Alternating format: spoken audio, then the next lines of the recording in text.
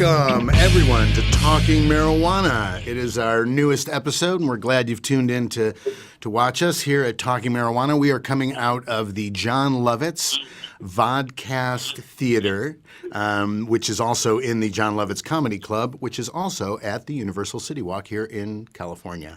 So we thank John for having us on this network. We're happy to be here to talk about marijuana.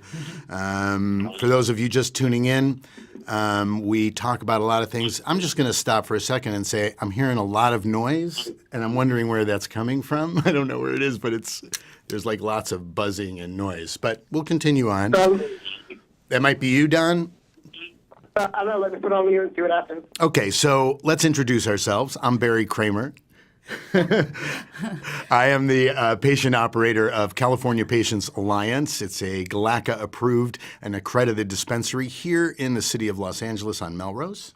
Hi, and my name is Yami Bolaños, and I'm the patient operator for Pure Life Alternative Wellness Center on La Cienega. It's also a fully accredited GLACA dispensary. I'm also the founder and president of GLACA, the sign of excellence in medical marijuana in the city of Los Angeles since 2006. Yay. And on the phone with us today is...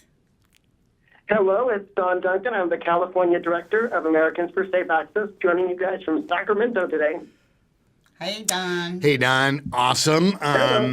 We have a seat of the pants show today. We've had 3 guests that have canceled out on us. We're just going to be very honest with you. And but we have lots of news issues and lots of things that we wanted to discuss today. So we're going to continue. Go ahead and talk. We're going to continue on with that and just go ahead and talk marijuana. So I have to pull out my glasses because my eyes are going. And, hey, Don, legislatively, do we have anything going on that you'd like to talk about? Is there anything happening, or are we entering the holiday months and politicians don't work anymore? Is that what's going on? That's right. We can be thankful that our government will be on slow motion between now and the end of the year. Here in California, the legislature is in recess. A lot of other states are either in recess or quickly approaching recess. So I don't look for a lot of bills to be introduced or passed between now and Christmas. So January is when we're going to look for movement forward, both on the federal level and in the states.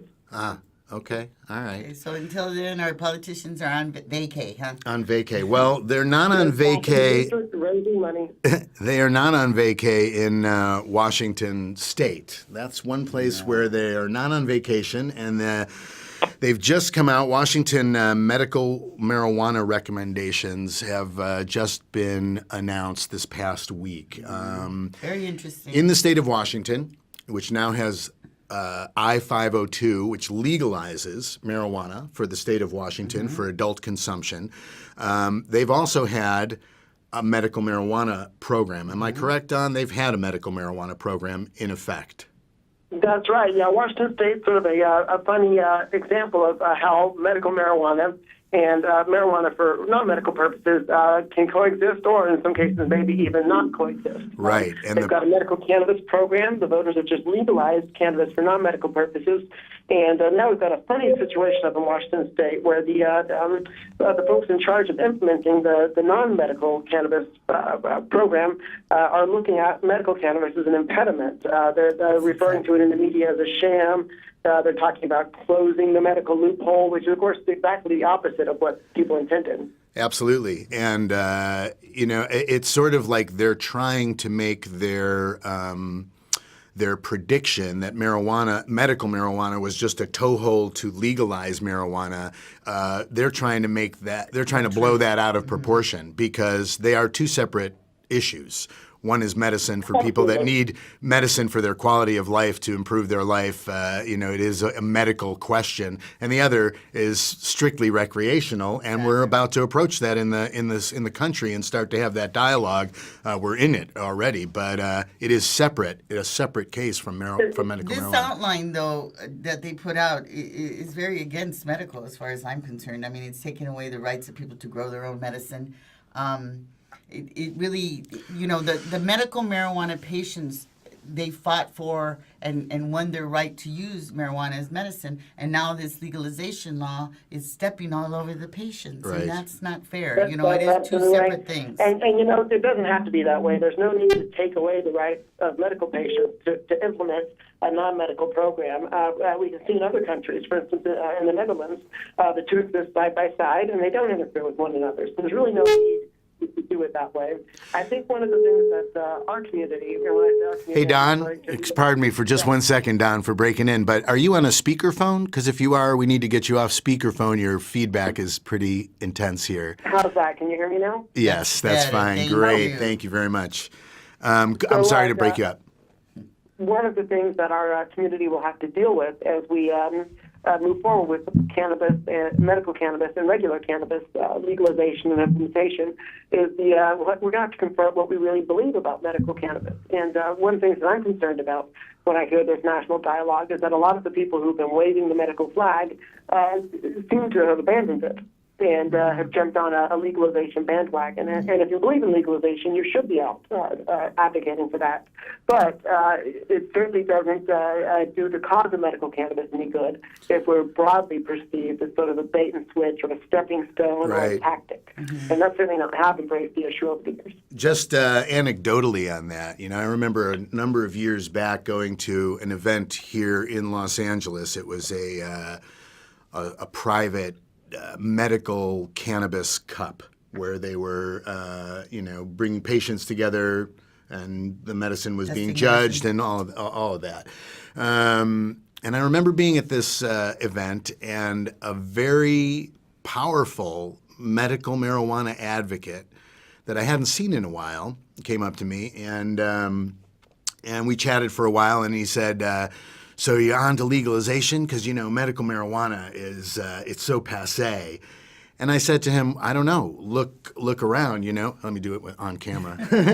Look around here. I see patients that need this medicine. And are you giving this up? He's like, no, but it's, it's already done, and we're on to the next thing. And I was like, that was 6 years ago maybe. So there's no way that it's really irritating to see people that have been solidly behind medical marijuana to make that switch. And again, I'm with you, Don. I believe in legal marijuana. I want to support it. I want to go out and help the initiatives that will, pass that law here in California. But I do not want to abandon the medical patients that I have come to know over the 7 years of being in this industry that rely on this as a medicine, as a real quality of life improvement, and those people are going to need to be fought for again. It seems like it's kind of sad. The fight up so to protect the patient's rights. We can't let that go. I understand. I'm for recreational use as much as anybody else. I will vote for any legalization, but I am a patient of medical marijuana, and I need it as a medicine, and it concerns me that other patients' rights or their welfare will be overlooked because of this recreation thing, and it's not fair. It's not fair to the patients. We weren't a stepping stone. I don't want to be a stepping stone to legalization. That's a song, I'm pretty sure. Exactly. I'm not your stepping stone. I always remind people about legalization of medical cannabis is that the two overlap at the criminal justice system. That is, the place where people are getting arrested, they do overlap. And so people will say to me, well, legalization will help patients. And it's probably true that patients will be less likely to run into law enforcement encounters in legalization, although that's not a given, because we've seen with medical cannabis that legal conduct often lands people in trouble. However, once you get past this issue of who's getting cited or arrested, those circles don't overlap anymore. The medical and the non-medical issues go in separate ways. And so we can't afford to have a situation in the states where medical cannabis is legal, where patients' rights are rolled back to make room for or to accommodate a market for medical cannabis. That's simply not going to work for the patients. And I have to say that having read what they came up with, also what struck me really interesting was that children, school-age children, will be able to have a dose on them at school of marijuana if they're using it for medical reasons, and that the teachers or the adults at the school will be the ones that administer that dose. And Right, that they'll be able to as any other medicine. Like as any other medicine. So that's way beyond where we're at in California. I mean, that's way beyond, because children are not allowed to have any type of medicine. Well, in it seems to California me in their possession. that Washington is trying to regulate. That's the point of these regulations, is to regulate. And so which California is not doing at this point. And I think when we get into that discussion, we will have issues like that Yes. that touch us as well. No, I think but it's a this was a great way thing. to say, kids need the access. We know that. I'm pretty sure everybody at this point knows that we've been talking a lot about CBD medicine and the medicine that a lot of parents are looking for their children. This is becoming a hot button item Yes. and a very Throughout the important country, yeah. for politicians, because it has to do with the children. Mm-hmm. If it has to do with the children, that can get them reelected. So they're very on this. So I think that this little regulation in the Washington state was to look out for kids, Yeah. and it's an interesting way to regulate that. They also they're Absolutely. What a awkward moment at school, though, right? Right. I know, but they also have very tight restrictions as far as they have to be 1,000 feet. Well, from everything. why don't I read these restrictions? Okay, I'm going to read this most of what's going on in Washington with these regulations, and then we'll kind of attack it a little bit after that. Not attack, but attack the question. So it's Washington State Liquor Board releases the medical marijuana regulations. Just before we even get into it, I just want to note that it is the State Liquor Board of Washington State that is regulating medical marijuana. If they want to regulate legal marijuana, that's fine, but medical marijuana should not be dealt with by the liquor board. It should be dealt with by the health board of the state. I'm just going to say that. Okay, so on Monday, they came out with their recommendations. These are just recommendations at this point. Mm-hmm. They will be voted on. There's a time period now where advocates and concerned citizens can offer their amendments or talk about it. So quickly, there's age restrictions. 18-year-olds are allowed to access medical marijuana, while minors 17 and under are allowed to access with parent or guardian. The school thing, if it's going to be consumed, if medical marijuana must be consumed on school grounds, it should be treated the same way as other medication. That medicine should be possessed and administered by school personnel. MMJ products can't be labeled to mimic candy or treats that would be attractive to children. There is authorization requirements. The Department of Health would establish and maintain. This is a very onerous regulatory issue. The Department of Health would establish and maintain a mandatory patient and designated provider registry, which is unavoidable for any patient who wishes to receive the authorization. I'm going to stop there because I have to say that's pretty onerous. I mean, what other medication do you have to sign up and say to the state that you are, I'm a user or I'm a provider of this medication? It is onerous, and I think patients should be aware of that, because we just had a situation in Mendocino County in California where the federal government came in and confiscated the mandatory registration for caregiver cultivation that county established. So that definitely is something that puts patients at risk. In terms of healthcare privacy, though, we should look at what happens with prescription drugs. If you want a Schedule II prescription drug, a powerful painkiller, there is a form filed with the government that you're receiving it, but it takes a subpoena or a court order to get it. Right. And so that's an important safeguard that's in place. Absolutely. And I think we need to be very careful with medical marijuana regulations, that they always fall back as a worst-case scenario to the existing due process of law. Exactly. So if we have to have this, it should be as confidential as the law allows. The registry would allow the medical patients to receive a tax exemption form from the state, a tax exemption from state and local retail sales, and the taxes that would be used on marijuana patients' purchases by qualified patients. So the taxes that they're collecting will be used to subsidize the patients who are not paying the tax on the medicine. Registration would expire annually, requiring follow-up examination. There's a number of other regulations here, and I want to get into them, but we need to take a little break now. So let us take a little break. We'll come back and go over some of these, and we'll continue talking about regulations. See you on the other side.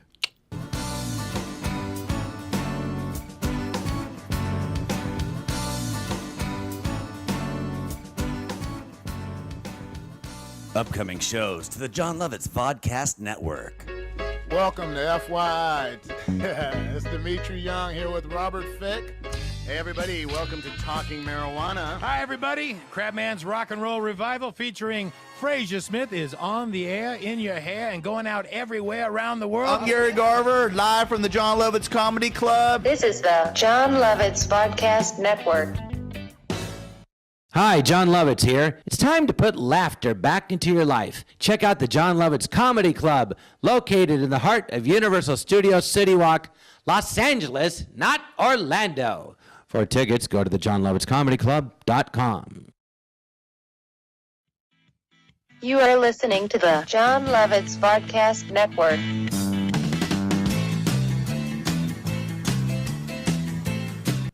Hello everyone, welcome back to Talking Marijuana. You're here with Yami and Barry, and Don Duncan is on the phone with us from Sacramento.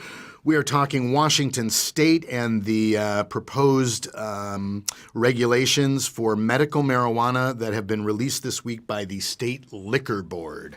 So continuing on, we talked about age restrictions, we talked about authorization requirements, regulations for healthcare professionals.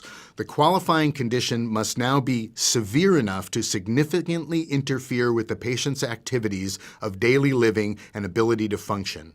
I think that's very interesting. I know I wrote that it's interesting down wording, and I think it applies. I mean, if you can prove that it affects your daily function, then you should be able to use it, and that's a good. I was reading that last night, and I, just in my own personal, I would qualify in 4 things.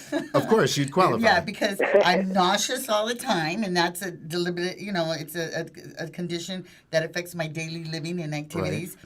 So my appetite, my pain, and my sleep. Right. So, I qualify under their law under 4 things that are continual, and so, yeah.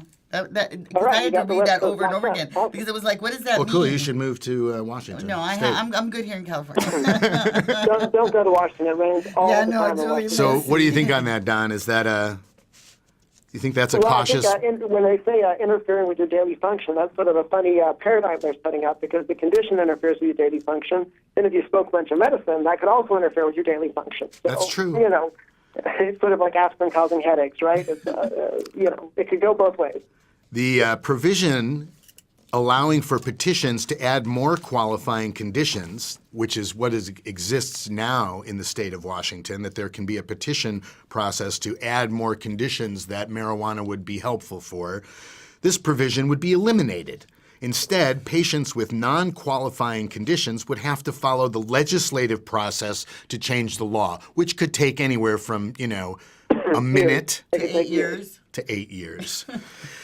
So that's a horrible provision in that there. is a terrible provision. That's pretty one onerous. of the best things about the law in Washington is that it's expandable, that you can come back later and say, we didn't know this condition could be used, this condition could be treated with medical cannabis, right, and we want to add it. And there should always be, if there has to be a limit on conditions, there should always be an administrative process to add conditions to that, not a legislative process. Of course. It takes a lot of money and a lot of time, and it's still uncertain in the legislature. Right. Even when you pass a law, one of the worst changes. Right. And the issue you're dealing with are people's lives. So waiting, for an administrative decision as opposed to years and years of a legislative process could mean life or death to many patients that are waiting. And this really illustrates what's going on with this idea of channeling the medical marijuana patients into the non-medical marketplace, which is important, by the way, for the Washington legalization program to accomplish, because they made some promises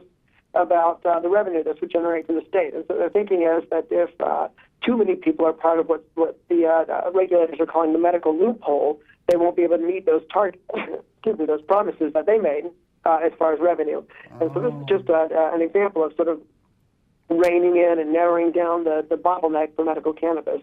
And it's a good example of the welfare of patients taking a back seat to the financial interest of the state.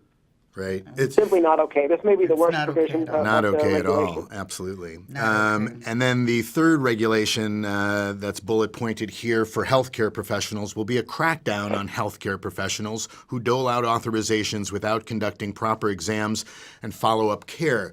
This is an interesting provision and one that I wish we had here in California, which would reduce, certainly in the Los Angeles area, the crazy number of recommendations that come out, because it's become a cottage industry for doctors to just write out, $25, $30 marijuana recommendations, and we can't stop people from coming in if they've gotten a recommendation from a licensed doctor. There's no way that an operator of a dispensary like myself could say, no, you can't come in. I don't like that doctor. And there's so many cases where you're not the gatekeeper in California. Exactly. No. And there's so many I cases think holding doctors to high standards is not a bad idea. I know that may rub people the wrong way, but I think it's probably a pretty good idea to encourage people to go see their doctor. I would think so, when they too. want a medical marijuana recommendation.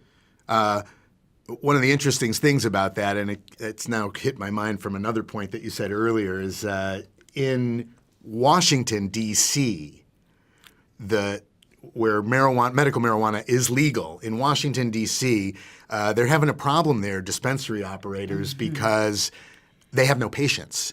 The program has been operating for 3 months now, and they have a total of 59 registered patients in Washington, D.C., and they have a number of dispensaries. One of the dispensaries has 33 patients, so they have almost 2/3 of all the patients in Washington, D.C.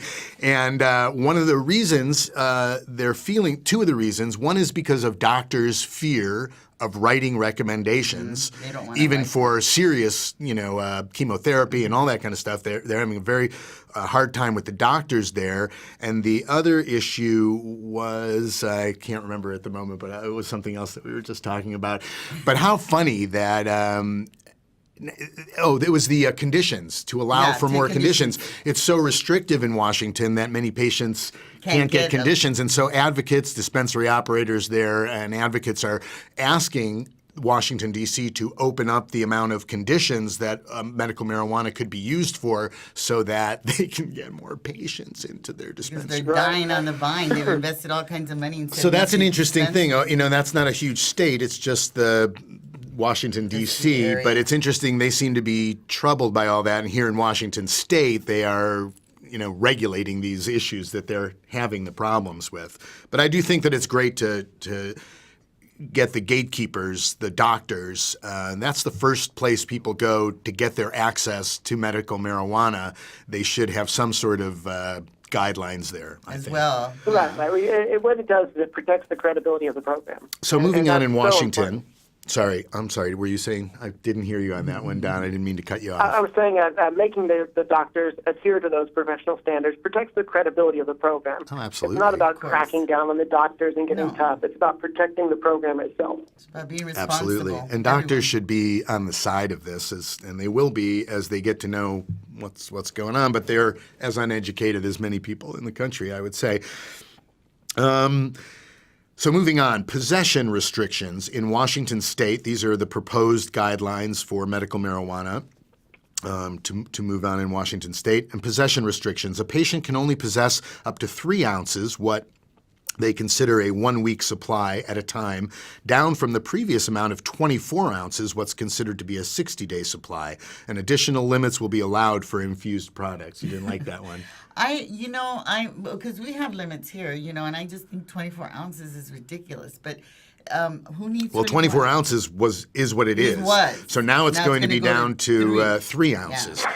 And here in Los Angeles, 24 was generous. That was very generous. Very generous, yeah. And 3 is not so bad. 3 ounces at a time. No, here in Los Angeles, GLACA has their own self-regulation, and we allow our dispensaries to give out 2 ounces at a time. And we've discussed increasing that to maybe 4 for patients in real need that are far away from your, things like that. So that's a decent. Right. There's always a reasonable exception, of course. So home grows and the possession of marijuana plants would no longer be allowed. This terrible. Is an unbelievably onerous regulation for many patients, people that aren't close. And the reason that the state is doing that as well is for the financial gain. It's all the bottom line. But as a medical marijuana patient and a recreational user, I smoke and medicate every day, all day long. Where recreational users may only do it at night or on the weekends or whatever. So for me, the cost is incredibly high. to not be able to grow my own medicine. I think that's terrible. Yeah. I think that's really terrible that they're really making the patients pay for the marijuana. There should be some kind of distinction. Medical marijuana patients should be able to grow their own medicine. They still deal with this. Absolutely. It's a matter of self-sufficiency, right? There should be a provision for people to grow their own medicine. You can grow your own tomatoes. Why not Exactly. They just still treat this as if it's just a criminal thing. And so, what are the crimes that can be committed? Who's going to be smoking this marijuana? Instead of legislating for real patients. Make the legislation fit the patients. They're legislating for money, for financial gain. They're legislating for financial gain. Well, they definitely have an interest in their legal operations, which are going on now, and they feel this, as Don has said, is a stop to their legal. Designated providers would not be allowed to be a qualified patient and essentially possess double the legal limit of medical marijuana. Double! That's 6 ounces that you would be able to have. Still less than the 24 that they have now. It's amazing. Yeah. It's amazing what they're thinking. So that's a ridiculous one. Qualified patients and designated providers would no longer have an affirmative defense to criminal possession charges above the legal limit. I understand it, but we're fighting so hard to get this affirmative defense for criminal possession when you are a medical marijuana patient, and there's so many variables in there which would make you have just slightly more or maybe a lot more than the 3 ounces if you're making your edibles. But of course, you're not going to be allowed to make your own edibles because you can't grow your own, and you can't possess. It's a very strange. These are strange laws and very restrictive. Local restrictions. Removing the defense is always a terrible option because that the court should be a fallback fail-safe here. Absolutely. If there's a question of fact or of the spirit of letter of the law, that's where your rights as an American can be tested and challenged. More work for lawyers. Come on.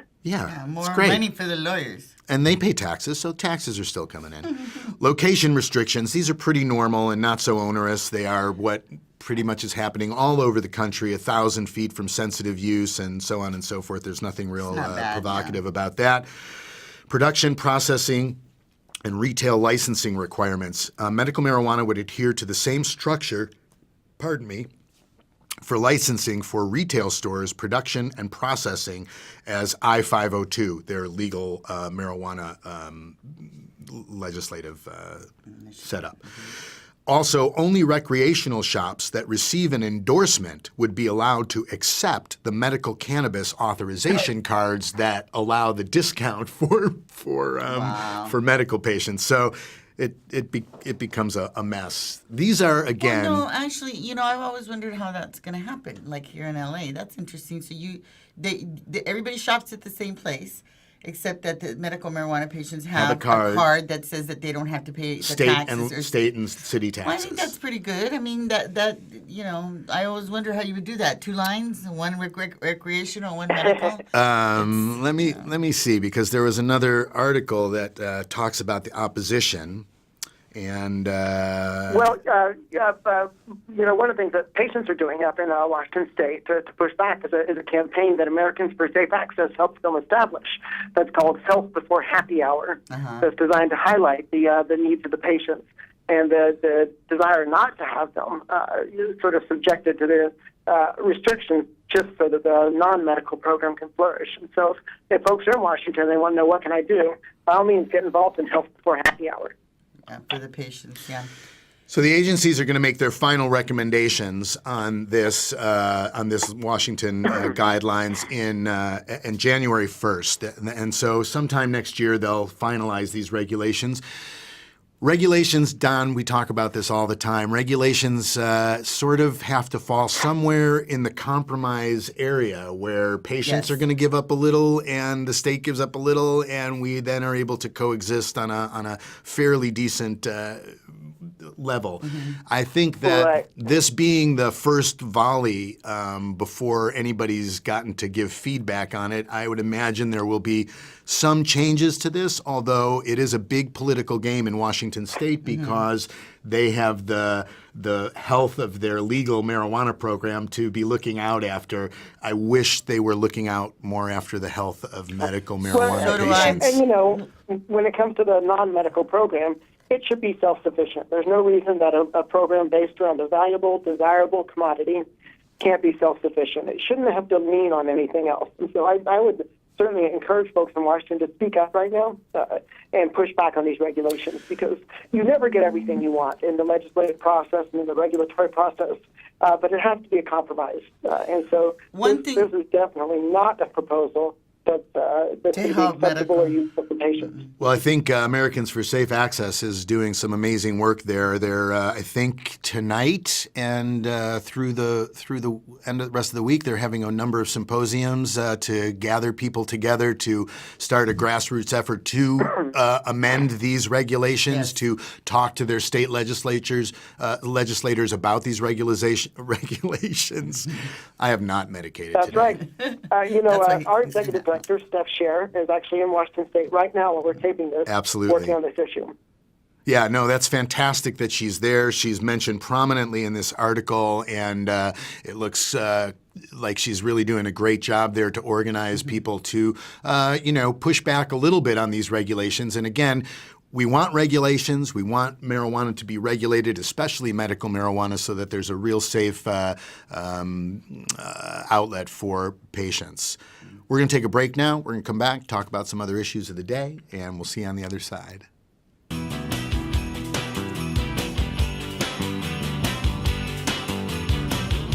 This is the John Lovitz Vodcast Network.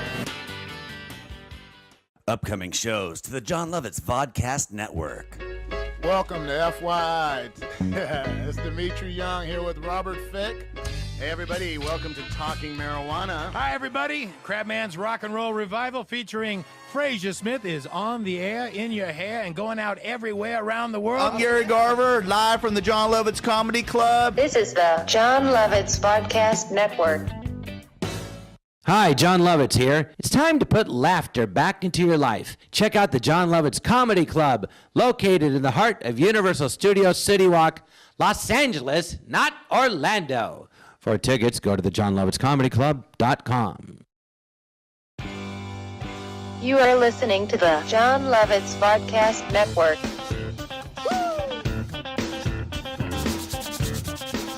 Hey, everybody.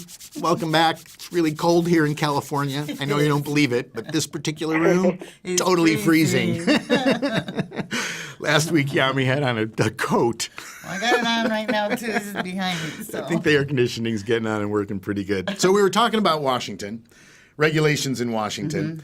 There was an article in the New York Times, big blasty article in their U.S. section that said the headline is "Few Problems with Cannabis for California." And this is quite a lengthy article that sort of goes through the history here in California, talks about us being, for God's sakes, we were the first 17 years ago to bring on regulations, and that we should have learned some things in that time that other states can learn from. And this sort of points out some of those issues, and it sums up by saying. Basically, California has learned a lot in its years of dealing with legal form of marijuana, but there's a lot of states that are just now going through it, and there's things that they need to know. Not that California has solved all of its problems. It's just a really good example about what not to do. We are a good example of... something we should think about in this article, they're pointing out, California has not been a train wreck.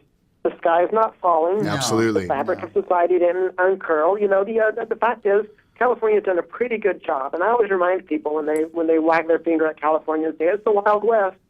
First of all, they're right. California is the Wild West. But secondly, that in California, virtually all of the patients who need medical cannabis can get it. The only impediment, the only practical impediment for patients in California is money. And that's the case all over the country. Cannabis is too expensive because of the black market tax that is levied on it. But in California, if you're a medical cannabis patient, you probably have access, if not in your hometown, near your hometown. And that's true for virtually all of our major urban centers. And so one thing people should think about California is that it's working for patients. It may not be working for police officers or regulators or tax authorities, but it's working for patients.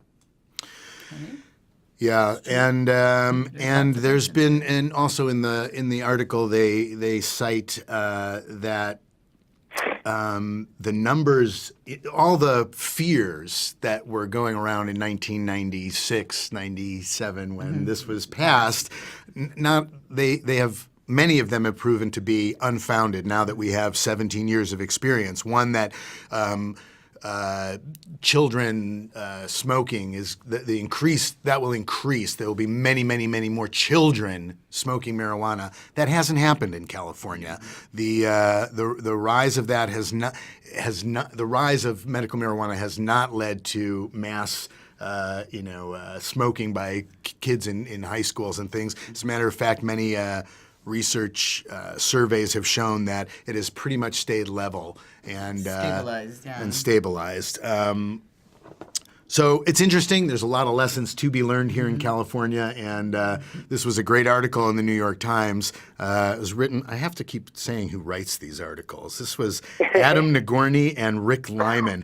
I'd like to say that not because we should or supposed to, but they did a lot of work to put this together, and it's a great, and all the articles we read. A lot of interesting things about alcohol as well, how it's related to, here I took some notes, as opposed to marijuana, right? 40% of violent crimes are linked to alcohol. No violent crimes are linked to pot. This is in this article, right? Yeah. In New York.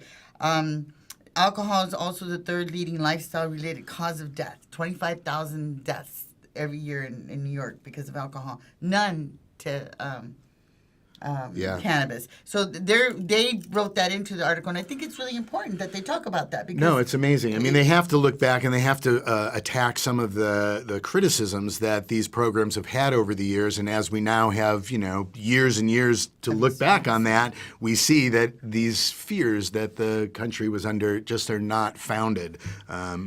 And that there's other things that we should be more careful of, like alcohol, because alcohol is causing all kinds of deaths and violence and things in our country and our society, and that's allowed to exist. And so, comparably, we're, benign. In Colorado, since they've had their medical marijuana laws on the books, they have had an increase in marijuana use and a decrease in alcohol abuse. Yes. The marijuana use does not rise to the level of alcohol abuse because we don't have a list of car accidents and beatings and bar fights that go along with the alcohol abuse. That doesn't happen with marijuana, and so they're finding that the alcohol abuse is going down in Colorado. Isn't that great? Isn't that amazing? News. That's great pretty amazing news. Yeah. Skipping around a little bit, there's some things that we've talked about here on our show, and as the weeks go on, we get a little updates on them, and it's been very exciting. One of the good news things is that Baby Bree in Michigan is nice. She was always free. They never locked up Baby Bree. But they were going to lock up her parents, who were legal medical marijuana patients in the state of Michigan, and they took their baby Brianna, away from the parents. The father suffers from epilepsy, the mother from multiple sclerosis. They were growing in their house for their own purposes, and Health and Human Services didn't like that. They came and took their child away. They let the child stay with the grandparents and limited visitation rights from their parents for a total of, I think it's been over 6 weeks. But now I'm sure it's from a backlash of the idiocy of the Health and Human Services Department in Michigan, and people in Michigan are very upset.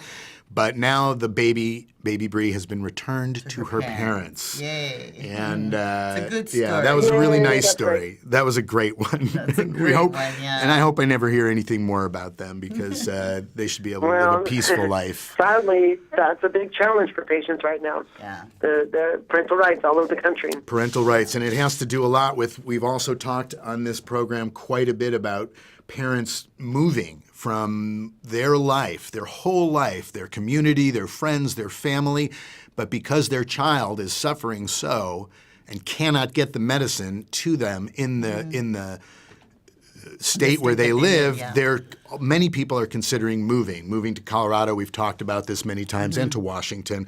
There was a story about this in Utah. Oh my goodness! Story about this in Utah. It's a great story. It just made me Right. smile. In Utah, they have a Republican legislator, Utah Republican lawmaker, and Mormon moms fight for cannabis oil for epileptic kids. That's the headline. Now, if we dissect that, that's a super specific. Yeah, it's a super specific headline.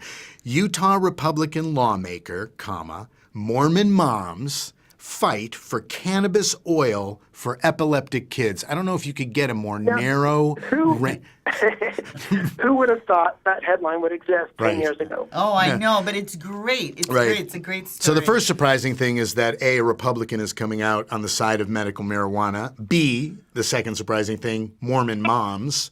And if you read the article, there are 4 Mormon moms. Badass moms. Badass moms that have started this this group.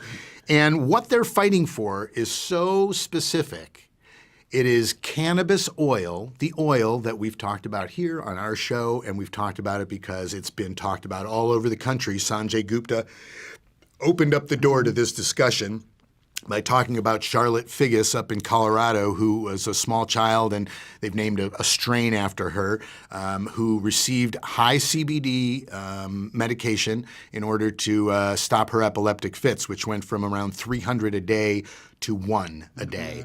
So parents all over the country are crazy about this. And these Mormon moms, they don't want to leave Utah. They like it. That's their community. Not only do they want to leave, because the story goes on to say that they said they could leave Utah, but then they would be abandoning all the other children in Utah that needed this medicine. So they were going to stand their ground, and they were badass moms, and nothing was going to stop them. Yeah, that was an amazing little tick in that. That is wonderful. That's the root of all activism, right? It's standing your ground in your hometown. And I think that mothers can get anything done. I believe they can, that, but let's talk. We're talking Utah, and Utah is a very conservative state. In Utah, a medical marijuana program is not going to go over very well, said one of the people quoted in this article. Politicians here have promised to never let medical marijuana in the state, and we don't want to be seen as a toe in the door. This is one of the Mormon moms saying this.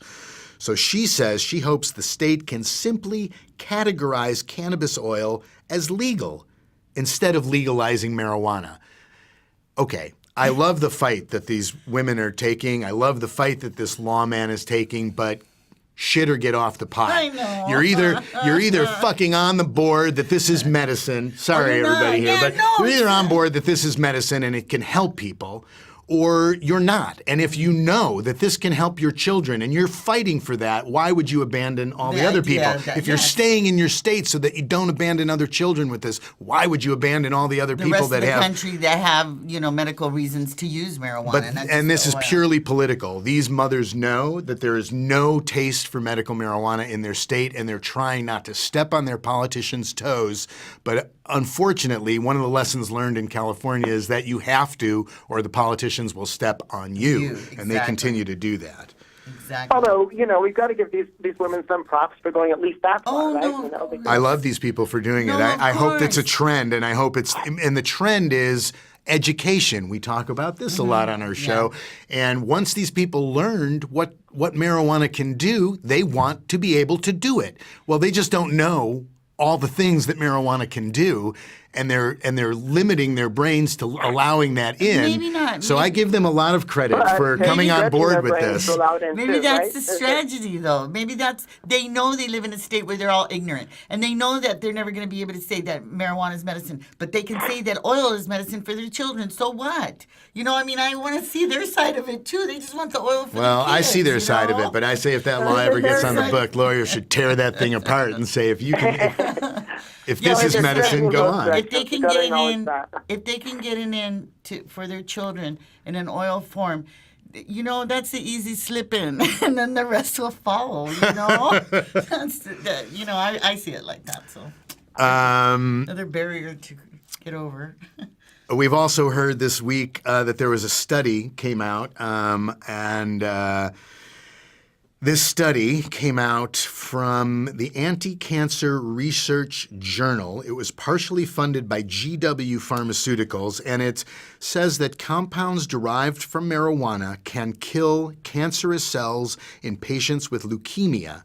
And according to this study. Now, GW Pharmaceuticals has worked other studies, and they did that for, I think it was, it was for sickle cell, possibly. Yeah, sickle cell. I think so. John, I have a question on this. We were talking about this earlier. So all these people, this is a pharmaceutical company doing a study, doing research. So it's like a Schedule I drug. Are you not supposed to not research it or study it in the United States? Isn't that what they say?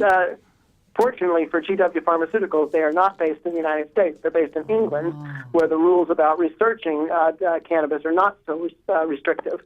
So it's actually easier. Now, there is a way to get cannabis to do research in the United States, and GW Pharmaceuticals will probably pursue this at some point, because one of the quirks of our laws here in the United States about research used in clinical trials have to occur in the United States. You can't import studies, basically. And so one of the ways that you can do that is, of course, to obtain cannabis from the federal government, which the only legal way to do research is to get it from the University of Mississippi through the federal government. But you have to promise the federal government that you're going to prove there's something dangerous or bad about cannabis. That has to be the purpose of the study.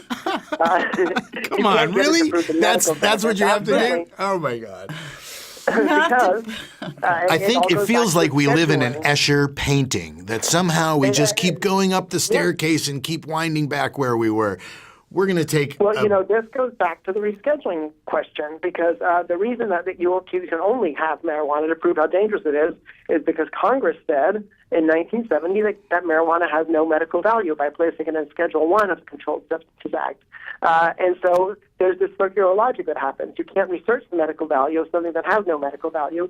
And why does it have no medical value? Because Congress says so. And, it's really, and what does Dr. catch-22 Gupta say? for researchers. Dr. Gupta says that we've been misled consistently by our government, and that's part of the misleading. Hey, we're going to take another break here. We're going to take a little break and come back on the other side with the last of our issues of the day.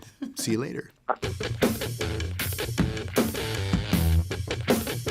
You are listening to the John Lovitz Vodcast Network. Upcoming shows to the John Lovitz Vodcast Network. Welcome to FYI. It's Dimitri Young here with Robert Fick. Hey, everybody. Welcome to Talking Marijuana. Hi, everybody. Crabman's Rock and Roll Revival featuring Frazier Smith is on the air, in your hair, and going out everywhere around the world. I'm Gary Garver, live from the John Lovitz Comedy Club. This is the John Lovitz Vodcast Network. Hi, John Lovitz here. It's time to put laughter back into your life. Check out the John Lovitz Comedy Club, located in the heart of Universal Studios City Walk, Los Angeles, not Orlando. For tickets, go to thejohnlovitzcomedyclub.com. You are listening to the John Lovitz Vodcast Network. Dope of the week? Is that where you want to go? Okay. No, let's do that for last. Okay, let's do that. Let's go dope of the week. We always save it for last and we rush it. This this dope of the week is another attorney general. Is she? Yeah, she's the attorney general, and another woman. Another white. What's up with angry, these women? Depressed women. These women in law that don't like medical marijuana. Anyway, this is the Florida Attorney General asks the state Supreme Court to throw out the medical marijuana initiative. Now, again, we've talked about in other shows here that in Florida there's a lot of support for a medical marijuana initiative. They might be the next state to come on board with medical marijuana legislation. And there has been one guy, a lawyer there, I think, that supplied almost 2/3 of the funding for that project, for the initiative to go on. And so this Attorney General is challenging his proposal, or their proposal, to put a ballot measure which would legalize medical marijuana before state voters in 2014. She sent a petition to the Florida Supreme Court along with the campaign's ballot language and petitions. Now, she claims that the organization, its an acronym comes out to PUFM, which is pretty good. It's People United for Medical Marijuana. That's an PUFM. Unfortunate acronym, but okay. Very unfortunate. So this organization is led by Orlando attorney John Morgan. She says that they filed misleading ballot language in describing how widely medical marijuana would be allowed under the measure. She also complained that the ballot language failed to note that even if Florida voters approve the measure, marijuana will still be legal under federal law. She charged that the wording was too broad and would allow doctors to authorize medical marijuana for almost any condition, and additionally argued that medical marijuana could not be called legal as long as it's illegal under Schedule 1 of the Controlled Substances Act in federal law. Bondi's arguments would come as quite a surprise to the patients of California, us, who have had safe access to medical marijuana for 17 years under state law, and to patients in 19 other states which also passed medical marijuana laws without asking for federal permission. Morgan, the chairman of PUFM, has in the past defended the ballot language, saying it was drafted under the careful direction of constitutional law expert John Mills. So this woman's just fighting the fact that she just doesn't even want to have to deal with what's coming down the pike for her. She doesn't want it. She doesn't want to have to deal with it. She doesn't want to be bothered. And she's not looking at other states that have obviously had to deal with this same question. And she's certainly not thinking of the patients of the state of Florida. There's no compassion in this woman's heart at all. Her and Bonnie Dumas. Bonnie Dumais, dumbass, whatever. They should form a club. There's a bunch of white women that are in law enforcement that are against medical marijuana. I don't know what the hell that's all about. That's very interesting. We have to get Diane Waddles Goldstein on that one and have her stop this rash of white women stopping medical marijuana. That article was written by Steve Elliott in the. I don't know where the hell that was. What is it in? Reforming Cannabis Community? Hemp News. Hemp News. And so, Dope of the Week, Attorney General Pam Bondi. Thank you for winning that wonderful place with us. Such a dope. We had a good story that marijuana is safer than alcohol. We know this. Many people know this. There is a horrible lobbyist out there by the name of Kevin Sabet. Yuck. You like that guy, right, Don? Don, are you still with us there in Sacramento? We lost you, huh? Too bad. Oh, sorry about that. My mute was on. Yes, Kevin Sabet. Wait a minute.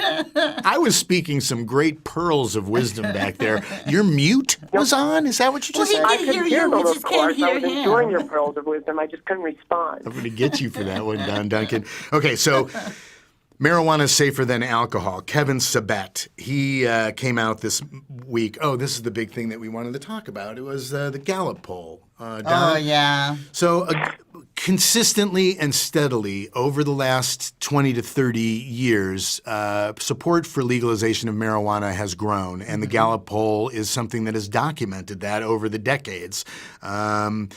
I have some other articles that go into this, but basically this last week we reached 58% of participants in this Gallup poll have said they would welcome legalization of marijuana.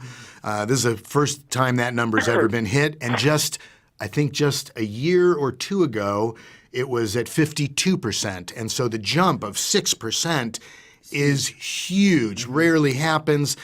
Kevin Sabet, the anti-legalization lobbyist and devil incarnate, is saying that Gallup doesn't count anymore. Yeah. Now that Gallup has come out with that, we can discount all their polling data. They obviously are... they don't know what they're doing. They're not important. Forget what Gallup says. He's gone on CNN. He's gone on some other places, and he's talked about this. And it's really... That takes on his next big foe, the Gallup poll. Ooh, yeah, he could take them on. Right, right.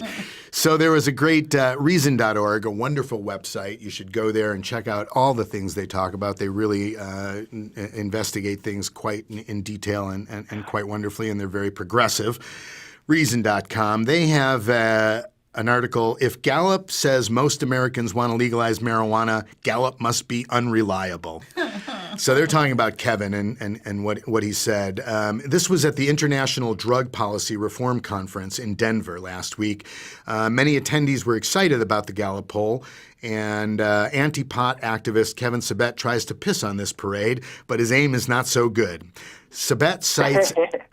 I like that language. That was good. Sabet cites... I'm not even sure he has anything to piss with. Sabet cites at least three major problems using the Gallup as reliable marker. You like that one? That was a good one. So he cites three major problems, and then they break down those problems. So let's go that way. The first is the poll asked about marijuana use, not sales and production. Oh, God. Well, that's true. But surveys that ask about legalizing the marijuana business get similar results. In a Reason Rupe survey last January, for example, 53% of respondents said the government should treat marijuana the same as alcohol. In a 2010 AP CNBC poll, 56% of respondents said regulations for marijuana should be either the same as or less strict than regulations for alcohol. In 2011, a YouGov Economist poll found similar level of support, 58% for treating marijuana like alcohol. Totally steady in the high 50s support for this in a number of polls, not just Gallup. So if he doesn't believe in Gallup, he can believe in all these other polls. Number two, he cites that Gallup has always shown more support for legalization than other polls, and there's reason to think that it may be an outlier. That first statement is not accurate. In 2010, and they go ahead and cite, 2010, Gallup found 46% support for marijuana legalization. A Newsweek poll and an ABC News Washington Post poll that same year got similar results, 45% and 48% respectively. And they go on again to show that every year that Gallup has come out and said, okay, the number is, 47%. Other polls have done, other reliable sources have done polling and come up with within a point or two, the same outlook. So Gallup does work. According to most of the polls, 3 out of 5 Americans support legalization. That's pretty huge. The third thing that he cites to say that Gallup screwed up was the poll had a small sample size of only about 1,000 respondents. Now, okay, so they had 1,000 respondents in that.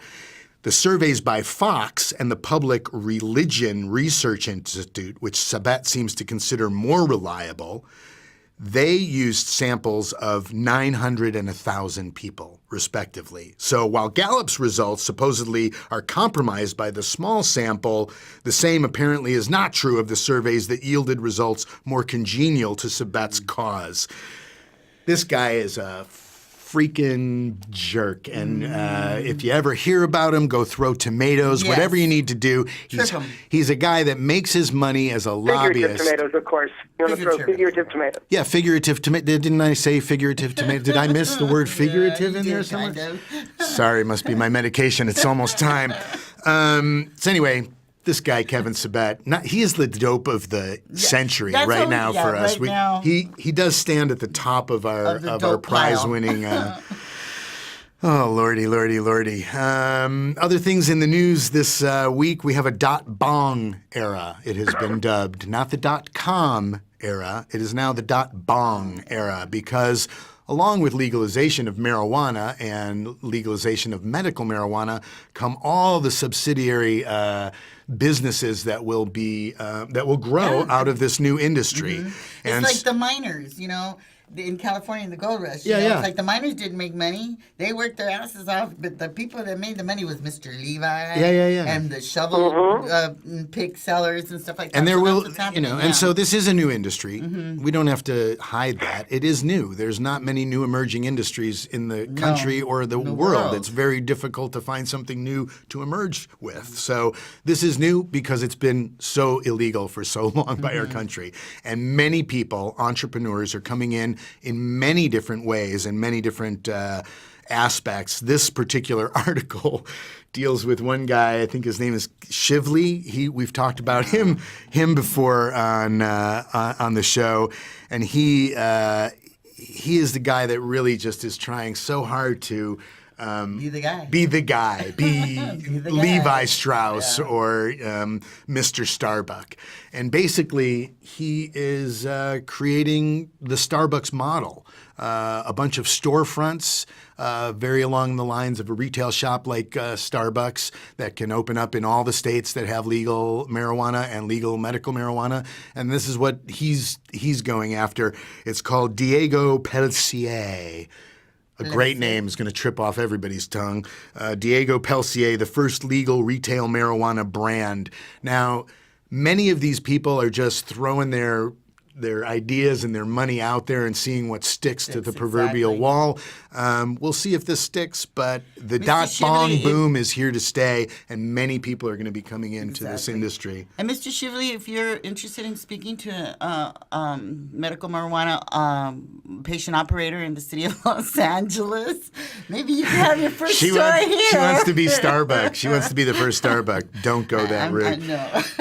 Trying to find a solution to my not being able to find a place in LA. But anyway. Don, thank you so much for being with us today in Sacramento there on the phone. See you next week, honey. We are done now for the week. Thanks for tuning in. We hope you've learned something, and make sure you call your congressman about all those things that you can call your congressman about. Exactly. Have a good week. Pura vida. Pura vida. Bye, everybody. You are listening to the John Lovitz Vodcast Network.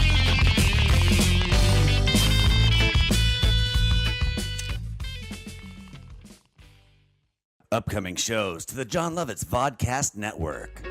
Welcome to FY. It's Dimitri Young here with Robert Fick.